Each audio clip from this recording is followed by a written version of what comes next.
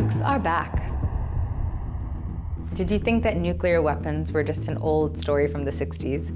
That they were nothing more than a memory from the past, like German spy movies or smoking in the office? Well, you're wrong. Atomic weapons are back with a vengeance. NATO 2030, NATO's new report, puts it very clearly. NATO continues to play a crucial role in maintaining both conventional and nuclear deterrence. Both conventional and nuclear firepower capability. Nuclear weapons have been a crucial pillar of NATO's collective defense from the outset. And those who thought that the Cold War was a thing of the past are also wrong. The report clearly states, today, NATO faces two systemic rivals, Russia and China. History is repeating itself. The world is caught up in a new arms race driven by NATO. But what is NATO, and what happened with the Cold War? How did that go? Oh, smoother Newport, fresher Newport, smoother, more refreshing cigarette. The Cold War began as the Second World War ended. Much of the world was divided into two camps, the capitalist West and the communist East. Together, they had defeated Hitler's fascism, but immediately afterwards, relations broke down.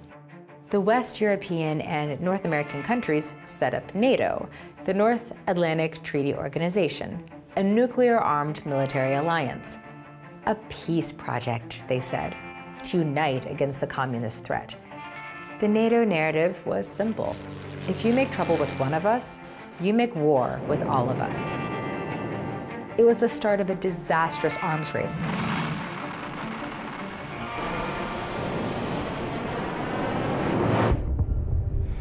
In the 1980s, 70,000 nuclear weapons with unimaginable destructive power were deployed on both sides, enough to blow up the entire world. Doesn't sound very safe, does it? When the wall came down in 1989 and the Soviet Union fell apart, NATO had a problem. There was no enemy left, and everyone expected NATO to wind up. The world was hoping for a period of peace and disarmament. But the Western countries didn't want to say goodbye to the military project, so they changed the NATO narrative. I'm pleased to announce that my colleagues and I have begun a major transformation.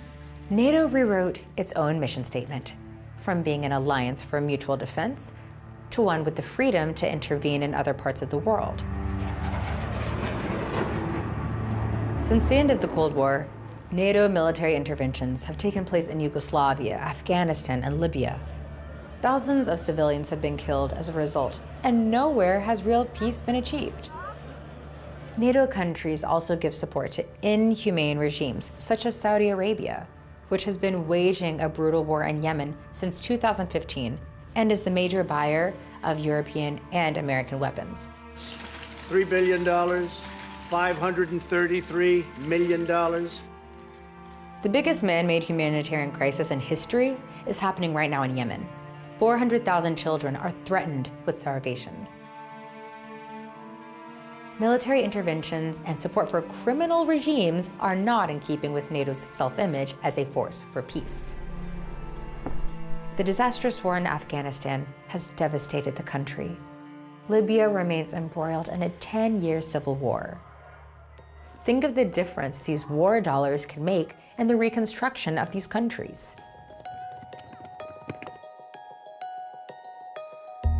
Today, military expenditure is higher than ever before. Worldwide military expenditure has risen to almost 2,000 billion US dollars. 2020 saw a global increase of 3%, and 2019 and 18 were already record years. Okay, so some are gonna say the Soviet Union has fallen, but Putin is no saint, and there are new superpowers like China coming up, so we should not be naive about the dangers. But it's NATO that's driving the new arms race. Military investment is rising fastest in the NATO countries. Military budgets in the US and Europe are rising twice as fast as in the other continents. Behind the scenes, a powerful arms industry is making sure they are well served.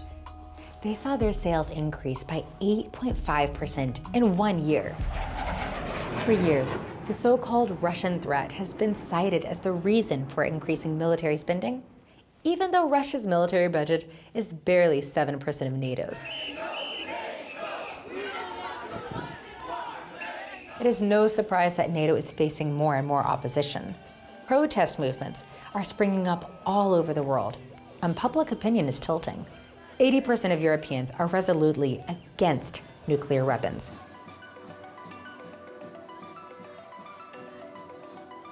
But in a world with so many different interests, how do you keep the peace?